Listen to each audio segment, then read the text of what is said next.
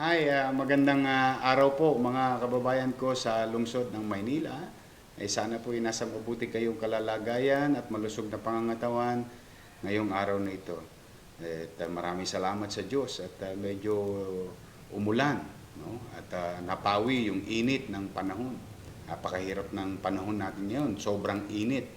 At nakakaawa yung may mga kababayan natin may sakit, no? At lalo na yung sa mga mahihirap na area. Alam niyo naman na sa squatter, ano yan, yung bubong namin, walang ano yan, parang sauna bath yan pagka sobra init, no? Yung yero. But then again, nararamdaman na natin yung tinatawag na noong nakaraang buwan, yung Agua de Mayo. Pero usually, nung bata ako, ano yan nasa maagang portion ng Mayo.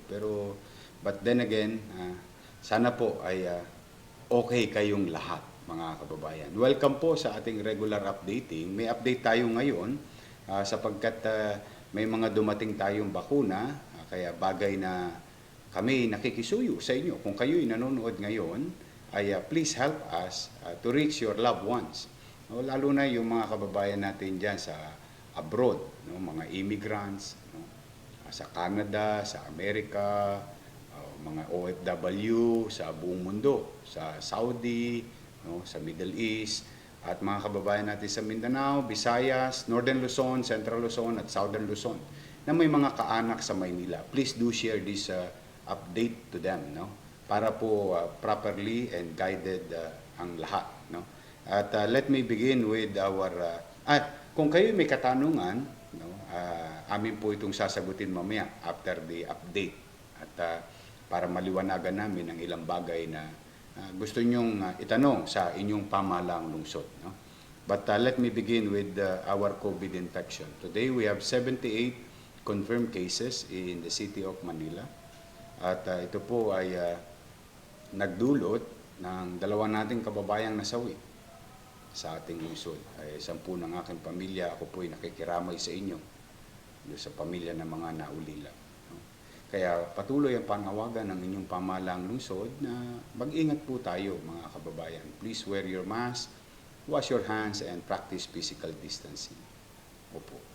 Yan po ay isang proteksyon na makapag-iiwas sa atin ng impeksyon o pagkahawa sa COVID-19. Talaga pong ito'y maaaring magdulot ng kamatayan.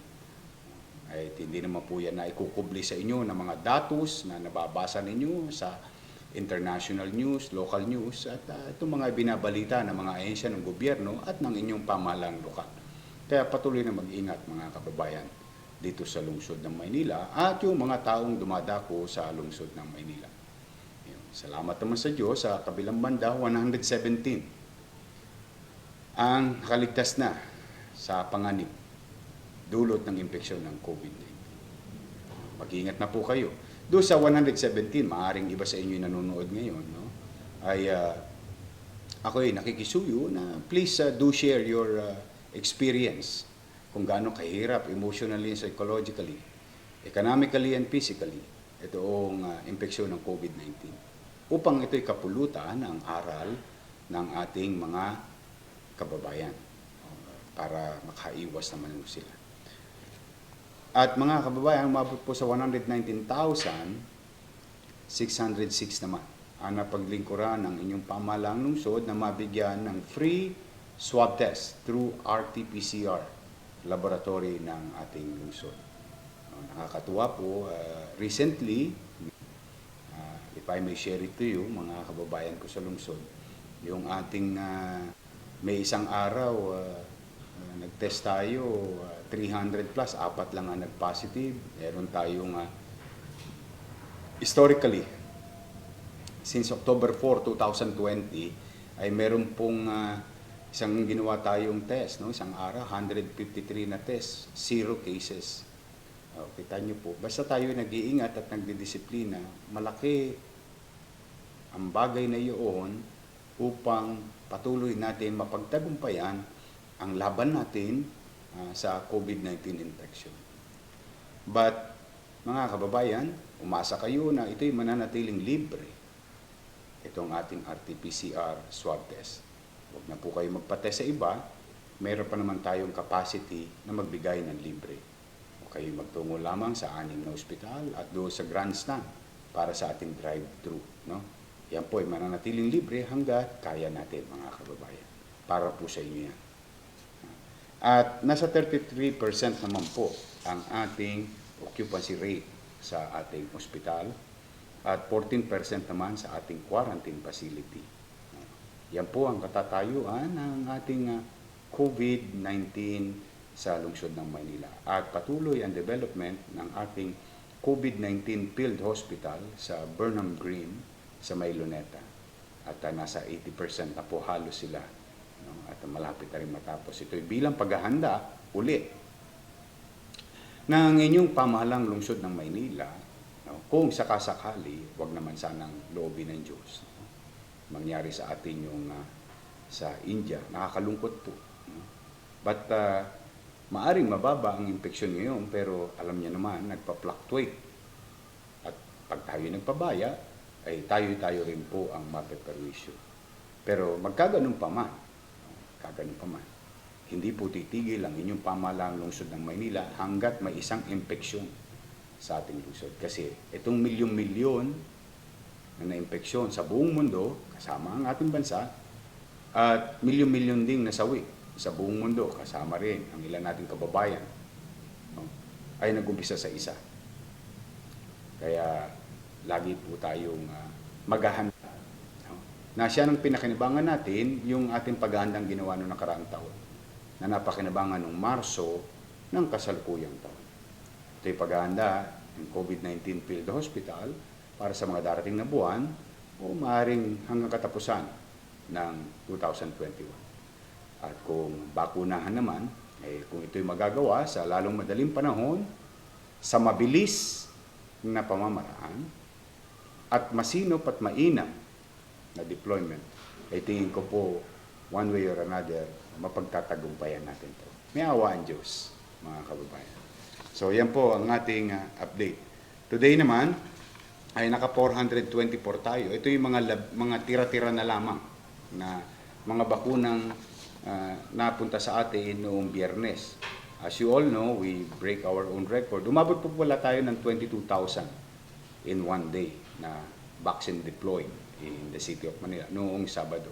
At noong linggo'y wala tayong bakunahan at kahapon, Lunes, ay nakapagbakuna naman tayo ng iilan lamang, particularly yung aking mga kababayan na bedridden. I'm happy for you at sa pamilya ninyo at kayo nagdesisyon na proteksyonan ang inyong mahal sa buhay na bedridden. And ngayong araw na ito, nakapagbakuna tayo ng iilan, 24 para sa second dose at 400 para sa first dose na A1, A2, A3. Kakaunti lang po yan at yan po yung mga tira-tira na pinipilit nating sinupin at akapin as many as possible as long as meron tayong natitirang bakuna. Ngayon mga kababayan, good news. Ang good news natin mga kababayan, ngayong araw na ito tayo po ay nagkamit. Maraming salamat Secretary Duque, Secretary Galvez at Secretary Vince Dizon at NTF, IATF at kay Pangulong Duterte. Dumating po ang bakuna dito sa ating lungsod. 13,800 doses ng Sputnik 5. At itong 13,000, ang good news dito mga kababayan, ay first dose lamang po ito. Sapagkat pag pinag-uusapan ay Gamaleya Sputnik 5, dalawang color po yan. No? Yung isang color ay pang first dose lang. Ang dumating sa atin ay first dose. So darating din sigurado ang second dose. Ngayon, yung nakaraan nating Sputnik 5 ay naubos natin ng 3 araw. Ayun ay about 7,500. Julius, no? Mga something to that numbers. No? Ngayon po ay meron tayong 13,800. No? Sputnik 5 o Gamaleya na galing sa Russia. Okay? I-announce ko po mamaya kung sa ano po yung bakunahan bukas. Pero yan po yung sa Sputnik 5. And another thing, nagkamit po ang lungsod ng Manila ng 10,000 doses ng Sinovac. Sa 10,000 doses, 5,000 lang po, umigit kumulang, ang pwede nating i-deploy. Para yung second dose ay maitabi natin upang mapapanatag kayo na kapag kayo binabakunahan ng Sinovac, ay yung katabi niya, yung kapartner niya, ay nakatabi sa ating pamahalaang lungsod. So yan po ang mga bakunang dumating sa atin ngayong araw na ito. Kaya dahil dyan, as a matter of commitment, as we promise to you, kapag may dumating na bakuna, magde-deploy po tayo. O ngayon po, ito po ang ating deployment tomorrow. Mga kababayan, teka, batiin ko muna yung mga lolo't lola ko. Happy birthday mga lolo't lola ko. Umabot po sa 57,927 na po na bigyan ng cake as of today. Sa mga lolo't lola ko, mga nanay tatay ko, happy birthday sa inyo. Cake my day. Maraming salamat sa mga staff na nagbibigay ng cake, na nagdi-deliver ng cake sa ating mga lolo't lola. Thank you very much. At another good news para sa ating mga lolo't lola ng 3rd District, katulad na sinabi ko 2 weeks ago, papunta na tayo sa 3rd District. So, nakatapos na natin yung 1, District 1, District 4, District 2. Ngayon po yung District 3 naman. 10,064. Pinirmahan ko na po ang release ng 36,111,500. Para po ito sa mga napag-iwanan o bagong rehistrado na hindi nakarehistro nung araw sa lungsod ng Manila, ngunit mga senior citizen ng City of Manila. This is the month of January to December at yung ibang may mga kulang at ma-update sila lahat. 36,111,500 pesos. Yan po ay kaloob sa inyo ng pamahalang lungsod ng Maynila at yan po ay pinagkakaloob sa mahirap, sa middle class at mayaman. Lahat po kayo, mga lolo't lola ko, mga nanay at tatay ko sa Maynila, pantay. Pag meron tayong konting pribilehiyo na ipagkakaloob o programa na ipagkakaloob, pipilitin natin yakapin ang lahat. Walang maiiwan sa lungsod ng Maynila. After District 3, susunod din yan, District 5 and District 6. Ayan po, mga lolo't lola ko, at tabayanan nyo dyan sa District 3. Okay, now, let me go now to the vaccination tomorrow. Tomorrow, meron tayong second dose. No? Ang target po natin ay 107 na nakapag-first dose dati ng AstraZeneca. Ito ay gagawin sa Gat Andres Bonifacio Memorial Medical Center. Second dose vaccination for A1 priority group. No? AstraZeneca na nabakunahan noong April 7. Gat Andres Bonifacio po. AstraZeneca, 107 doses. Ayan po mga nabakunahan na A1. Ayan ating mga medical frontliner. Ngayon, mga kababayan, para sa deployment sa ating 6 na ospital, nasa inyo pong screen, bukas may bakuna, please do share, help us share this para ma-inform natin yung ating mga mahal sa buhay, kilala at kaibigan o kapitbahay. First dose vaccination schedule for A1, A2, and A3 for Wednesday, June 2, 2001. Santa Ana Hospital, 300 doses. Hospital ng Maynila, 300 doses. Gat Andres Bonifacio Hospital, 300 doses. Justice Abad Santos, 300 doses. Hospital ng Sampaloc, 300 doses. Hospital ng Tondo, 300 doses. Ayan po, Please do share. Makisuyo lamang po. Ito na po, bukas meron tayong mass vaccination. No? Pero po, 4 na site lang ang gagamitin natin. Ang dahilan po dito ay bilang paghahanda sa A4. Itong 4 na site na babanggitin ko ay paghahanda na kung sakali na i-announce ng national government na pwede na ang A4, na ang Maynila naman ay ready na 2 weeks ago. 2 weeks ago pa po tayo nakapaggayak, kausap natin ang mga mall managers na tutulong sa atin at mga ating 18 sites. So, to prepare our new sites for the yung mga processes and so on and so forth, bukas po magkakaroon tayo ng vaccination first dose vaccination schedule for A1, A2, A3. Kanina po yung nakita ninyo sa ospital. Ngayon nakita ninyo, ito naman itong nakikita ninyo ay sa 4 na mall ng Maynila. SM Manila, 1,500 doses.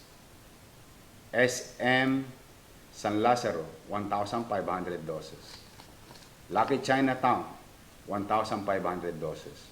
Robinson's Place, Manila, 1,500 doses. Tomorrow po yan. Ang mall po ay nag-uumpisa yata alas 8 ng umaga. No?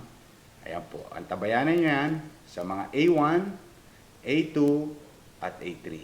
Yan yung first dose na vaccination in preparation para ma-practice natin yung plano natin dahil kawawa naman yung mga taga A4, no? Dahil marami-rami po yun. Ngayon gusto ko, kung gagamitin natin tong 4 na mall, ma-practice na natin sa A1, A2, A3. Para sa ganoon, halimbawa nag-announce na ang national government na pwede na ang A4, ready na tayong mag-deploy at na-practice na natin. So, ulitin ko, yung isang first dose, vaccination for A1, A2, A3, Santa Ana Hospital, 300 doses. Hospital ng Maynila, 300 doses. Gat Andres Bonifacio, 300 doses. Justice Abad Santos, 300 doses. Hospital ng Sampaloc, 300 doses. Hospital ng Tondo, 300 doses. Sa isa namang vaccination group site natin, first dose vaccination schedule for A1, A2, A3, A1, A2, A3, priority group, SM Manila, SM San Lazaro, Lucky Chinatown Mall, and Robinson's Place, Manila. Yan po ang ating vaccination. At para po magkaroon kayo ng idea sa mga hindi pa nagpapabakuna, mga kababayan, masaya po kaming i-share sa inyo. Umabot na po sa 269,421 ang na-deploy na vaccine sa lungsod ng Maynila. 189,000 naman po, 270 ang na first dose at 80,951. Muli, nananawagan ako sa inyo, magdesisyon na po kayo, magpabakuna po kayo. Ang mabisang bakuna ay ang bakunang nasa braso mo. Yan. Okay, Julius, may mga tanong ba yung ating mga kababayan?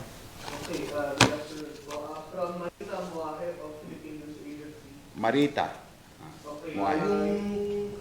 for medical students po na mag-face-to-face classes, will there be vaccines na i-ano po? Yes, we will. We made a commitment to the medical student kasi gusto ko mapapanatag yung mga magulang ng mga estudyanteng yon na yung kanilang mga anak at yung environment kung saan sila mag-aaral ng face-to-face, mga medical student, ay maproteksyonan. Para kahit man saan dako sila ng Pilipinas, mga taga Mindanao na pinadadala nila yung anak nila dito, o mga taga Visayas, Southern Luzon, Central Luzon, Northern Luzon, no? At Metro Manila, lahat ng pinapadala nilang anak dito, panatag sila na yung anak nila makaka-avail ng bakuna. Okay, next question po, from Grace Del Rosario. Grace Del Rosario. Yung sa mga malls po, what po yung exact time na magsisimula po ang bakuna sa mga malls? Alas 8 po, nag-uumpisa ang mga. Pinakiusapan ko na magbukas ng mas maaga. Pero we'll see. From there, we'll pick it up kung anong innovation ang pwede natin gawin para pagdagsa ng A4, no, medyo malaki yung space on top of our 18 sites na mas malapit sa mga bahay nila.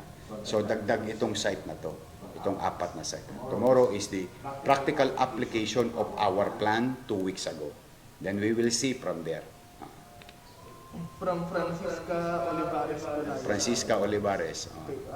Mayor, okay po ba kahit Tagaloguna po ako mapagpabakuna po sa Maynila? Opo, kung kayo po yung nagtatrabaho sa Maynila, welcome po kayo sa Maynila. Sa Maynila po, pipilitin namin yakapin kayo lahat. Kayo'y dumadako dito, nagninegosyo dito, naghahanap buhay dito, ay kayo po ay babakunahan namin upang kayo'y mabigyan ng proteksyon at mapapanatag ang inyong kalooban. At the same manner, yung mga kababayan ko sa Maynila ay hindi rin kinakabahan na ang mga dumadako dito ay bakunado naman. Ang mga taong nagtatrabaho ay bakunado rin. So yun po ang aking goal. Yes, you are welcome to Manila.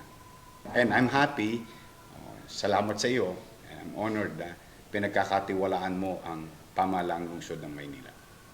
Okay. From Krisha Joylyn Cao. Krisha Joylyn. Okay, yung mga pharmacist po ba ay kasama sa A1 priority group? Yes. Pwede na kayong pabakuna. Okay. Regarding po sa senior citizen allowance, paano po ang magiging distribution at kailan po ito magsisimula? Actual, tomorrow mag-uumpisa na. Pinisikal ko po yan kasi nga medyo sablayo yung dating sistema.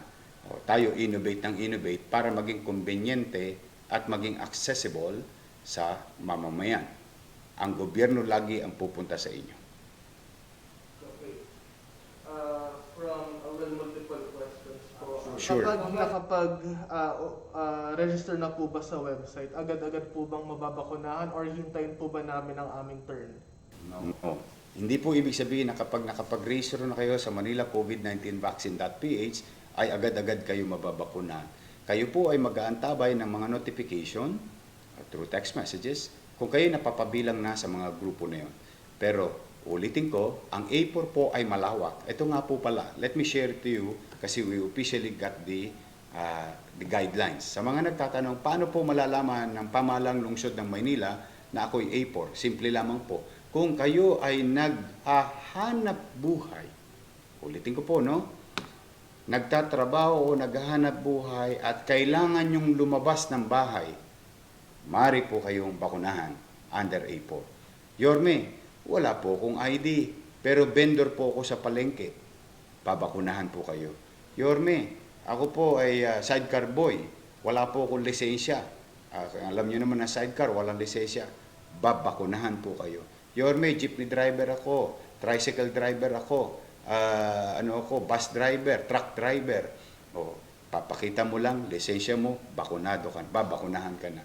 Yorme, paano yun? Night shift ako. Sa call center ako. Umabol ka kasi ini-extend ko ang oras ng bakunahan. Yorme, work from home. No? I still go out and buy goods for my family on top of, working inside home. Babakunahan ka. Yorme, nasa construction ako. Pwede ba akong pabakuna? Babakunahan ka. Yorme, nasa mall ako, servidora ako. Babakunahan ka. Yorme, taong gobyerno ako. Pumapasok ako sa gobyerno. Babakunahan ka. So, lahat ng lumalabas sa bahay na naghahanap buhay ay babakunahan under A4. Sinimplify na po ang vaccination process para sa A4. And I'm very happy about it. I am very happy. Kaya ngayon, dahil sa mga ganong regulasyon, naganda tayo 2 weeks ago, we are just awaiting for 2 things. The first is when. Kailan babakunahan ng A4? Yan po ay manggagaling sa IATF. 2, we are only waiting for the vaccine para sa ating mga A4. I think we already answered all questions. Ayun ba yung mga tanong nila? Opo. Kung, mostly yung mga tanong po nila, kailan daw po ang A4 at A5? And kung sino nakapailalim doon. Okay. Ang maganda sa inyo, sa mga A5 naman, that's the general population, lalo na yung mahihirap. Yan yung nakalagay doon sa A5 category. Halos kayo na rin po yun. Basta po ganito, tayo lagi maghahanda ahead of time. In fact, tomorrow nga, yung plano natin 2 weeks ago, i-implement natin tomorrow para ma-practice tayo in a different environment with mass vaccination. Kasi po, ganito po ginagawa ng Maynila. Meron po tayong 18. On top of the 18, meron tayong tinatawag na special site. Minsan dito sa City Hall, minsan sa Prince Hotel, o minsan sa Palacio, minsan sa mga opisina, o mga ahensya, on top of the 18 sites. So, praktisado na tayo doon. Pero hindi po yun mass vaccination. Halimbawa, I will share it to you. Meron tayong mga ahensya ng gobyerno na may A1, A2 o A3. No? Doon, meron tayong 30, meron tayong 40. Tapos, meron pa tayong bedridden na sabay-sabay din tinitira. So, itong 4 na mall ay paghahanda ng lungsod ng Maynila, paano natin bibigyan ng comfort level yung dami at bugso o buhos ng tao kapag A4 na. Kaya ang ginawa po namin, dinamihan namin ang option ng taong bayan. At tomorrow, mararamdaman na natin paano ang galawan sa mall.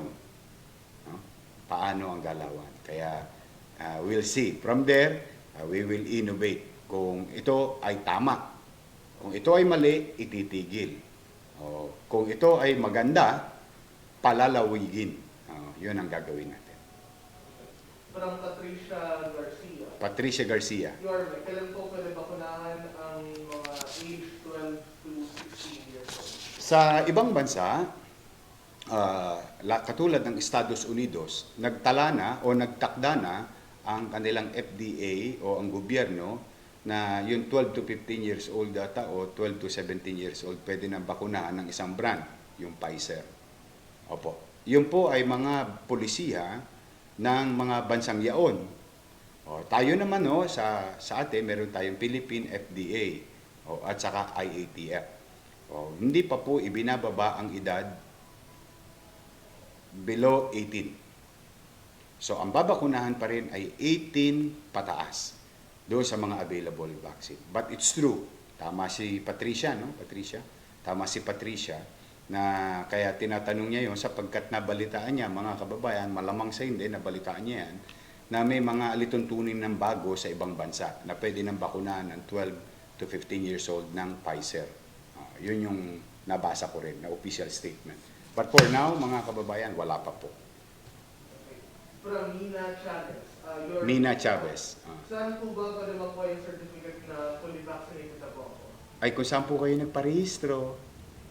Babalik po kayo sa manilacovid19vaccine.ph. Ipakita mo nga sa screen. Bagay, alam naman nila ito. Pag pumunta ko kayo sa homepage, makikita po ninyo My Record sa may bandang baba. Nakalagay, My Record, open close parenthesis, login. I-click nyo lang yon. Tapos, ibibigay nyo yung details ninyo kasi we protect your privacy. So, bibigyan kayo ng OTP, one-time password, para ma-access nyo na kayo talaga yung nag-a-access noong data na yan. At pag bukas nun, makikita po ninyo yung ID ninyo. Pwede nyo i-grab para hindi na kayo gumastos. I-grab nyo sa inyong phone, picture grab, screen grab. Or, pwede nyo naman i-print na ID size para anytime dala-dala ninyo.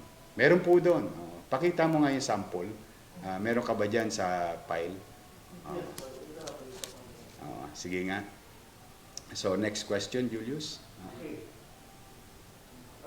Yorme, kailan po ang next schedule po ng AstraZeneca second dose? Ito po, mga kababayan, tingnan nyo po yung ID ko.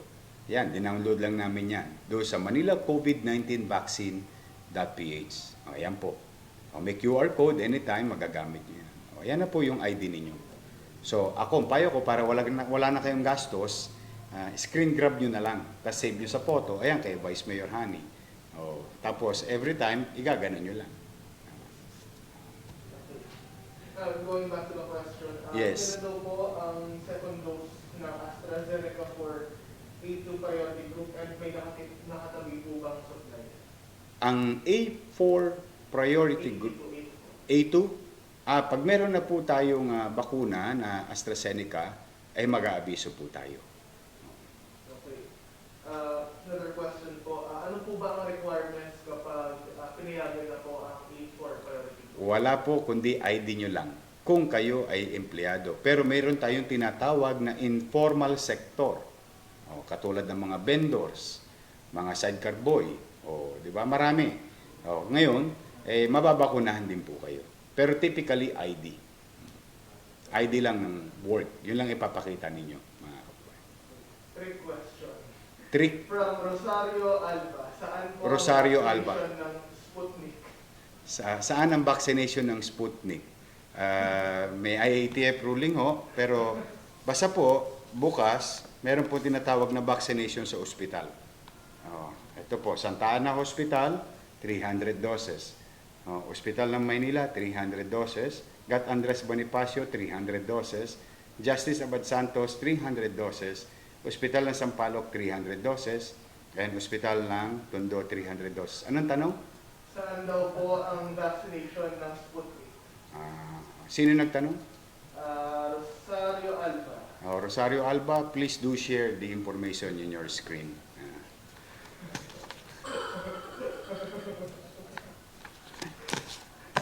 Oo nga, no? Ba't pa pinahirapan yung mga tao? Minsan, di mo rin... Anyway. Sa Manila po ba, sorry po. Matt, natatawa ka, Julius. Tanda mo, ito pa po. mambabatas ako nung araw.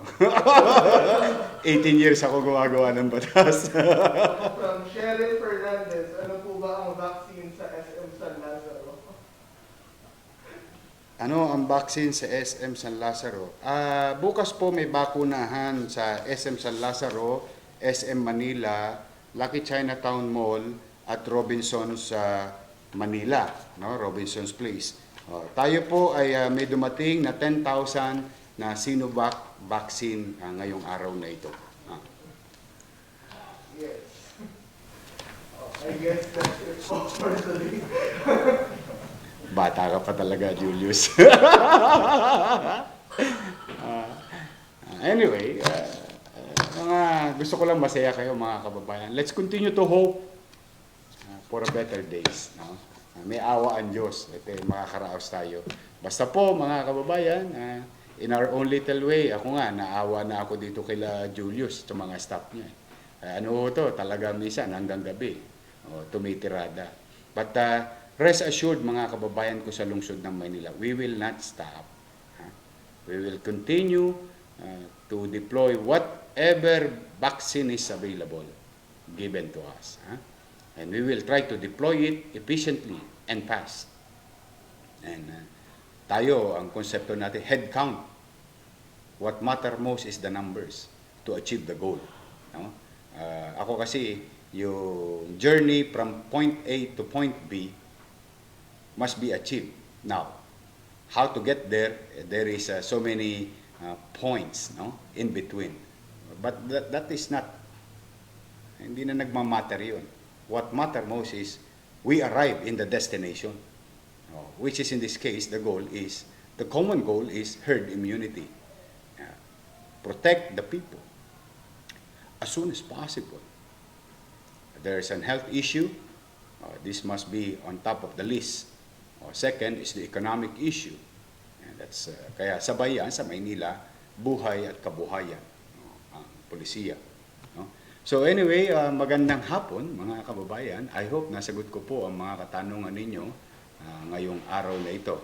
At kayo mag-iingat, mag-iingat kayo, and mamaya po gabi, kung hindi kalabisan, patuloy tayong manalig sa Diyos. Magdasal tayo. Ito pagdasal po natin ng mga taong may sakit, naway hagkan ng kamay ng Panginoon Diyos na sila'y gumaling na agad sa lalong madaling panahon. Mga kababayan, ipanalangin na rin natin ang mga kaluluwa ng mga nasawi. 10 na rin ang kanilang pamilyang nangungulila ngayon, nalulugmok at nalulungkot. Bigyan nawa sila ng katatagan ang kanilang damdamin ng Panginoon Diyos. Mga kababayan, ipanalangin natin ang mga mahihirap na nawa ay magkaroon na sila ng kaluluwagan sa buhay. At sabay-sabay tayong manalangin sa Panginoon Diyos. Ano man ang inyong reliyon. Ang importante, naniniwala kayo na mas may makapangyarihan sa mayor, sa congressman, senador, gobernador, vice president, president, sa mga politiko, na mas may makapangyarihan sa ating lahat, kundi ang Panginoon Diyos. Kaya anuman ang inyong reliyon, sama-sama tayong manalangin na naway matigil na ang pandemyang ito sa ating syudad, sa ating bansa at sa mundo. At in return, mga kababayan, pipilitin namin ni Vice Mayor Hani Lacuna na maging masinop, mainam, at epesyente kayo paglingkuran. Hindi namin kayo iiwan. May gobyerno sa Maynila, mga kababayan. So muli, mag-iingat kayo, mahal ko kayong lahat. Pero kailangan nyo din mahalin ang inyong sarili. Kusang disiplina. Kapit lang mga batang Maynila. Magandang araw at pagpalain nawa kayo ng poong may kapal. Maraming salamat po. Manila, God first. Thank you.